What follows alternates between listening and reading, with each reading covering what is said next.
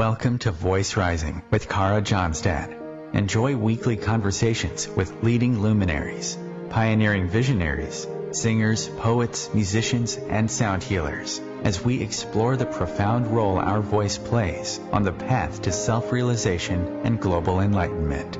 The internationally acclaimed singer, composer, author, healer, recording artist, voice expert, creator of Voice Your Essence, and founder of the School of Voice, Kara Johnstad uses her extraordinary spiritual gifts to empower others. Everything in this world vibrates. Everything has a frequency. A pioneer in the field of voice work and transformational songwriting. Her breakthrough methods are helping thousands of people worldwide fine-tune their body-mind-spirit system and unlock the energetic frequencies of limitless creativity, health, and abundance. Share your voice, ask your questions, join in the conversation. Receive life-changing, positive transformation and rise together to create a sound world. And here's your host, Kara Johnstad. Hello, everybody. How are you? In studio with me today is Kevin Kortan. Kevin is the originator of Evolutionary Yoga, an integrative and innovative approach that unites yoga, Tantra, Somatics, and Embodied Education. His teaching has taken him around the world, from Europe to Asia, across the United States, and we are very honored to have a Kevin with us here today. Welcome, Mr. Kevin Kortan, to the show. Thank you, Kara. Good to be here. Yeah, so today we're going to explore with you consciousness and deep listening and sound and how our body is a beautifully attuned and divine instrument. And so I want to start in an easy place. Hopefully it's a very lovely place to begin. Your life is a tapestry of sound, movement, and healing. And I'd love to know, did you sing as a child? And if so, do you have a powerful vocal memory that you can share with us? What a great question. A couple of things come to mind. One is, one moment, a little water here. Excuse me. One is when I was a child running up and down the stairs, I remember making all of these sounds with my voice as I moved my body, and sometimes my voice would sail up into my skull and I'd feel it vibrate, and it was really fun. But after a while, my mother was like, "Oh my God, Kevin," it was pretty intense. I think that's one memory, and then another memory that comes to mind also is sometime in grade school we were in a choir, simple choir in grade school, and the director had us singing, and he had me sing a note that was like above the first sopranos, and I was interested, like, oh, I guess I can sing higher than anybody else. So it was these dawnings of awakening, like, oh, I can do this, or where did that come from? Wow. Yeah. So you were flying in the stratospheres. Yeah. So you began. I'm sure as a child you sang a lot of things, but I believe you then followed that love for those high flying notes, and you started to sing soprano in your church choir, if that's correct. And then you were drawn to probably the pretty normal path for many people: musicals, performance, singing, dancing, acting, and ended up, as far as I know, becoming a professional dancer and really doing a lot of tours, having very big audiences. And then at some point, yoga guided you back to sacred sound. So you seem to have come full circle. What has brought you back to sacred sound, and why have you left those big stages in the moment behind you, those big lights, maybe not big stages, because you also do a lot of teaching in wonderful conferences and workshops. What has brought you back to sacred music? Yeah. Well, yeah, I think the biggest influence consistently in terms of music when I look back was in the church. I was raised Catholic, and sometimes the homily was good and sometimes it wasn't, but I always was carried along by the music. And then, I guess it was really in early high school, maybe when I was 15 or so, I was asked to be a cantor, and I look back now, cantor means chanter, right? Yeah. And for those who may not know, in the Catholic Church, it comes from the Latin Mass, and things changed in the Vatican II era. But basically, there would be a song leader or a cantor who would, do something like Alleluia, Alleluia, Alleluia, and then everyone else does it, right? Beautiful. And so that call and response, so simple, but so beautiful. And then, fast forward through my life a bit, I always say that musicals saved my life in high school. It really opened up. I also discovered that, I have a talent for dancing, and we could sing, and that was wonderful. And through various influences, I did focus mainly on dancing, even though I really loved acting and singing. At one point, I thought I was going to be like an art song recital artist, or maybe opera. That didn't last too long.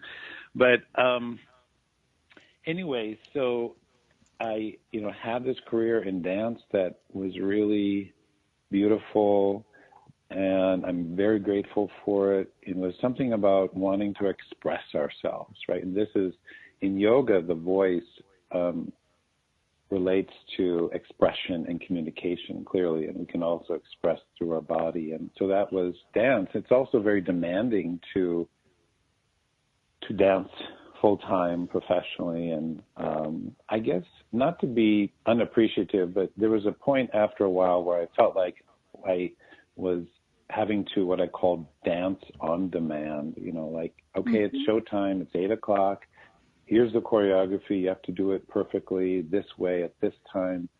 And I really began to long for something that wasn't oriented towards performance, that was really about movement that would nourish me, and so, again, briefly, that's what really led me to somatics, the Feldenkrais method, body-mind centering, continuum movement, and of course, yoga. And that really was, something that I could do in and for myself that wasn't for visual consumption. You know what I mean? It wasn't for the way it looked, and I didn't have to be perfect. And that was the beginning of a deeper inquiry. The way that voice came into that, it took a while, because when I first encountered chanting and yoga, some of the teachers would have us chant to Hindu gods, and I was wary of that because I didn't really want to replace I just really was sort of resistant to that, let's just put it that way, at the time. But, fast forward many more years, and when I started to study in the Vini Yoga tradition, the tradition associated with T. Krishnamacharya and T.K.V. Desikachar, who was the teacher of my mentor teacher, Dolphy Wardenbaker, chanting was woven into the teaching. And because that's the way it traditionally was, if you study the texts, you study them by chanting them. And so somehow this really, I was able to open to chanting in a new way. And I feel like it was a renaissance for me, really reconnecting to my voice and the inner path. Yeah. I'm sure also the teachings go much deeper into our bones if we're singing them and repeating them, and the whole idea of repetition, if we're learning something, that's a fantastic way to learn. I was thinking while you were speaking, I wish they were, singing in the schools more, not just in the choir, but what about physics and mathematics? It would just be a wonderful way, call and response, to embody knowledge, right? To have that lineage that we can carry on. And I wanted to take note that the evolutionary yoga, which is your method that you develop, the beauty is that it's drawing on all these different lines, right? So you were talking about body mind centering, you were talking about Feldenkrais, somatics, Tantra, yoga. So that is, I think, I know a little bit about your work, this curiosity and this courage also to really be in the present moment and take the wealth of knowledge that's there, but also to include the wealth of knowledge that's there in yoga, so to say, but also to include this evolution of knowledge that we're having through other bodywork systems. I think you also have included Qigong, some of the elements from Qigong into your work. So that's, and maybe, who knows, maybe some of the musical and some of the theater has also slipped in somewhere. I don't know.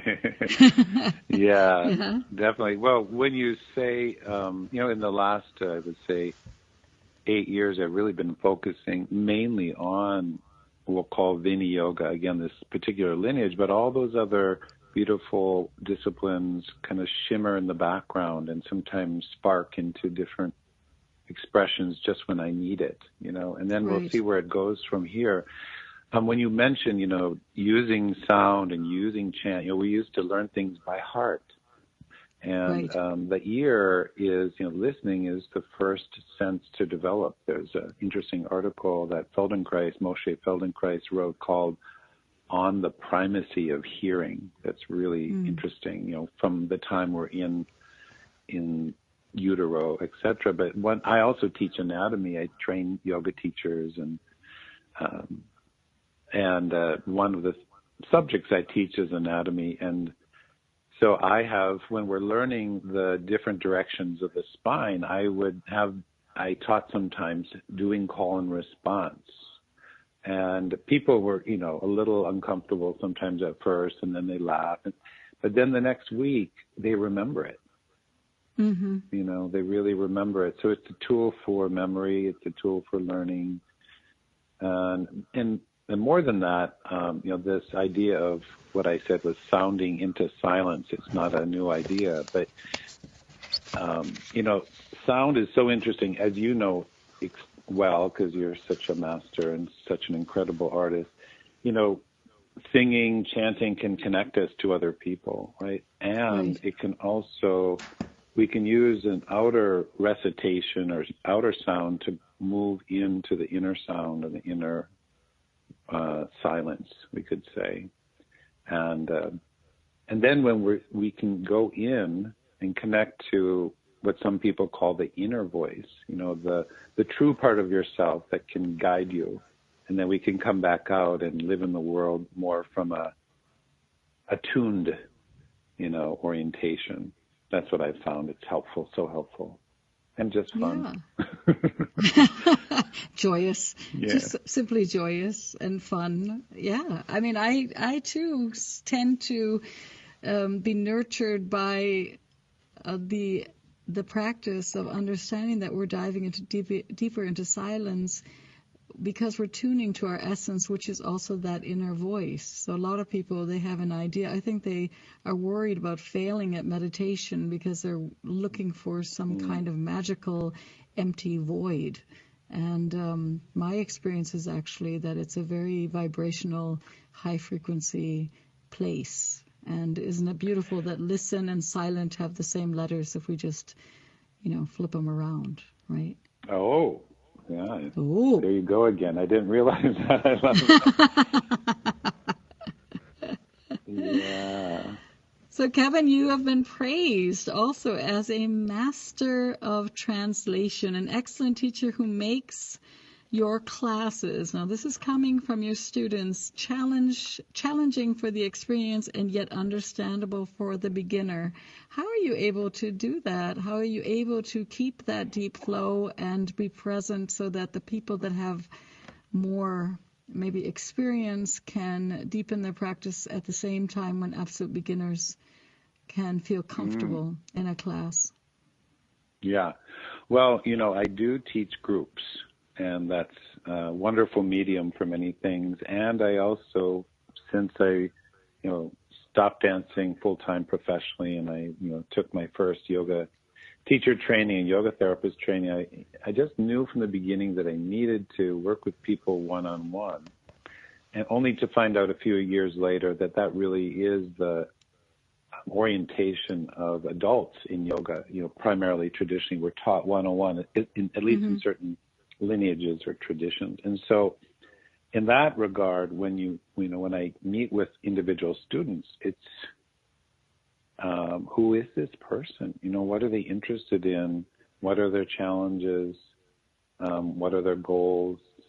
And then listening to what they want and need, and creating practices for them that involve some combination of breath and movement and sound, not for everybody, but many people, I find, they really want to weigh in and to be able to use their voice to calm the inner voices that are babbling, So, which reminds me of, so your question about, how do you honor people, different people in a group? One of the ways is there's a particular way of teaching that I developed, and I see it in some of my teachers, where even when you're teaching a group, if you're orienting the movement to the rhythm of the breath, the breath is like the conductor and our body is the orchestra. The body is organized and orchestrated by the music of the breath, right? And so if you teach someone teach a class a simple movement, and then you say, now, please continue this at the pace of your own breath. So what's beautiful is you'll see people doing a similar movement, but it starts to overlap, these overlapping rhythms, because people are breathing in their own way. And so there are these sort of modules or pods of autonomy that are possible in a group, if that makes any sense. No, it makes perfect sense. Yeah, it makes perfect sense. You also take time. I'm not sure if you take the time or if you just sense that now that your instrument is so finely tuned that more and more melodies are arriving. You were talking about calming those babbling voices that we have and finding inner peace. I believe you also wrote a beautiful piece called Peace in Six, or the Peace Waltz. Do melodies come naturally to you, or do they chase after you and hunt you down in the middle of the night, or do you consciously have to work on writing new chants and new mantras? What a great question. I mean, both, actually. I mean, obviously you can ask that question because you are a composer. There was one night where before I went to bed, I asked that a little song would come to me that I could possibly teach people at the end of a class. And my idea was that if we did it enough, everyone would know it, and we kind of shared this song. And a few minutes later, I was almost falling asleep, and then this melody came to me in the words. And when you really want to fall asleep, but I got up and I recorded it. It's just 4 lines, and may we all be free, right, is the little song that came out of that. There was another piece, so that just kind of came to me, but I asked, there's something in traditional yoga where sometimes when you start a practice in the beginning, there are 10 steps of meditation traditionally, and the first one is prarthana, and it's like an invocation. And sometimes traditionally you might do a chant, thanking the teachers, or many chants, or something simple like lighting a candle or doing a shorter chant. And in that beginning, the way we begin something, my teacher says, determines the outcome. And so you can sometimes ask for help. If there's something that you feel you need or want, you can ask for help. So that's what happened when I asked. And then there was another time where, I've been studying Vedic chant, which is very precise and specific. There's no improvisation. way of carrying on the teachings of the ancient texts. So in that kind of chanting has basically 3 pitches, right? A middle one, an upper one, and a lower one. And I was working with that very simple range. But within that kind of simple range, I heard this particular melody come, and that's when the peace waltz, and I call it the peace waltz because it's 1, 2, 3, 1, 2, 3 underneath, and it's like a 3, 4 or a 6, 8, and there were 6 names for peace that came to me in 6 different languages, and that. Yeah, so I guess it comes in different ways, but this opening to composition is a gift because I did write a song in high school, and then I didn't have any connection to that until the last few years. So, and I think I sent this to you recently. Another song that I wrote came from, that I called Be Still and Know, which is from the Bible, right? One could look at it as meditation instruction, and that came to me and I put it together just a week or 2 ago. That's more of a song than a chant. I'm not always sure what the difference is, but it has a bigger range. Yeah, it's interesting that we do have the labels of song, chant. I mean, of course, mantras having to do with, the seed sounds, right? And the texts, but we can have chants, native chants, and English-speaking chants. Do you sense there's a difference when you chant in your own mother tongue than when you chant the Vedic, the Vedic chants? Or in Sanskrit or some other language. Sanskrit or Latin, of course, if you're coming from the Catholic Church. Well, this is a question that a lot of people, have strong opinions about and debate. And I think, traditionally in Sanskrit, in a mantra, which, mantra comes from the words manas, which is from manas, which means mind, and then pra means tool, a tool for the mind, or that which protects the mind. Right. So there's something about the capacity of the mind to just turn over memories, and it's very imaginative, right? And so sometimes we get caught in a way. There's some sort of focus, some sort of dialogue going on, often in the background. So mantra is the constructive practice of giving something nourishing or effective for the mind to rest on and into.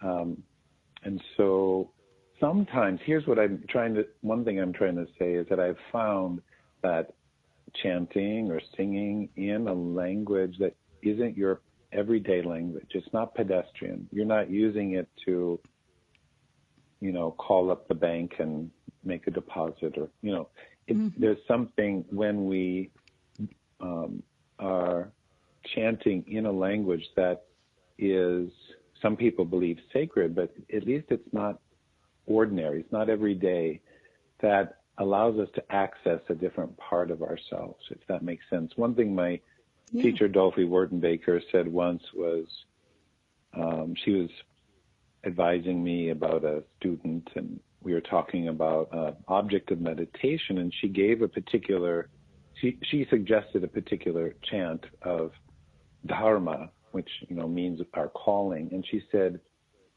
this person is struggling with something, so if you give her a mantra, it occupies the front part of the mind while things can be worked out in the background. I don't know if that makes sense, but to me, I thought that was quite lovely. That's the thing with yoga, we don't have to always confront our difficulties head on, that the techniques work sort of indirectly.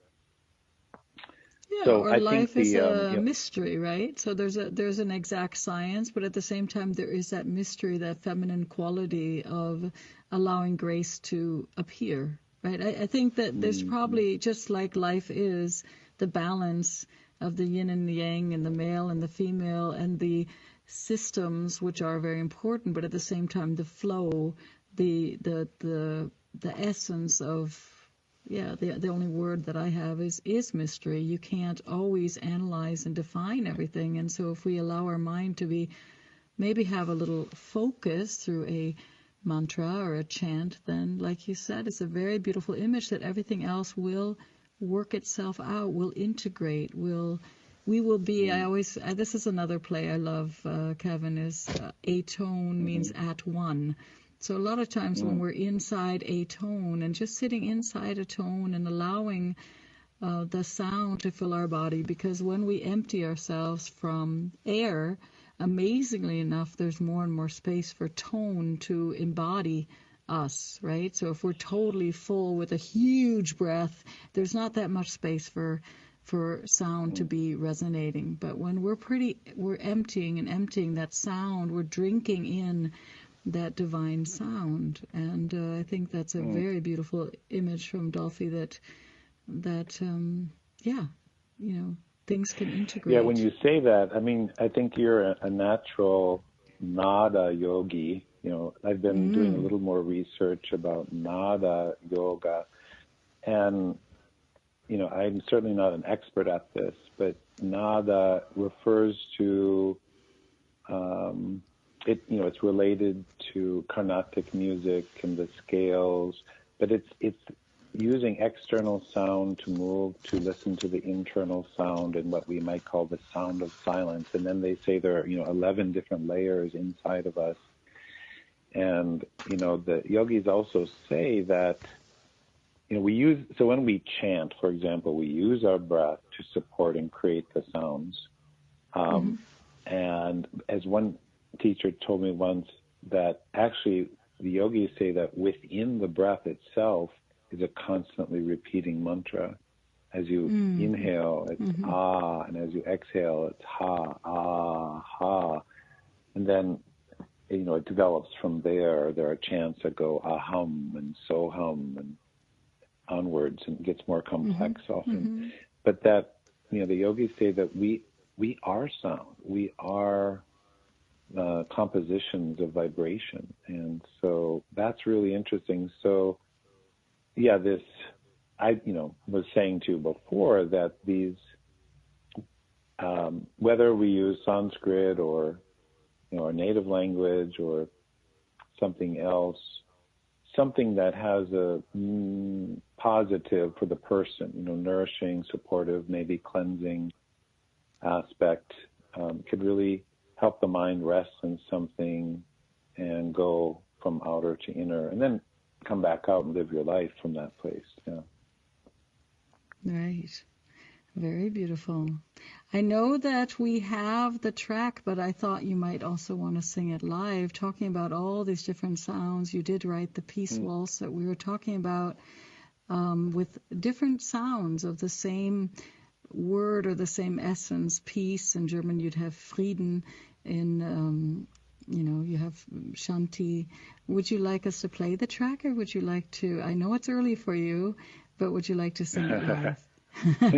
It's your choice. I could sing it, a little piece of it now, and then if it works to play the track, you can, if they were able to put it towards the middle. It starts off a melody, very simple, and then in the recording I sing the third above it and then the fifth above it, and then there are different harmonies, which is well, more why don't Western. you sing it, because today's been one of those Sure. wild days with technique and technical things. So I think it'd be wonderful if you just sang it, and we will in our own systems we can hear the third and the fifth. And I would love to hear your voice, because your speaking voice is so rich that it would be wonderful to hear you do a little bit of a song or chant, as we say, that you wrote, entitled Peace in Six, or Peace Waltz. Sorry about that. Yeah. Yes, either one. Okay, here I go. Salam, shalom, shanti, pax, pace, peace.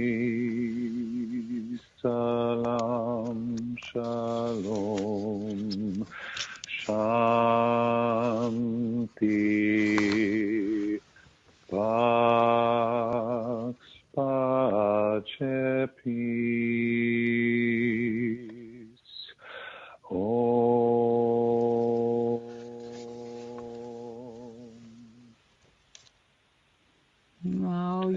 have such like a that. warm, rich, and luscious voice. Thank you so much. I believe that I have to get this right here, Krishnamacharya.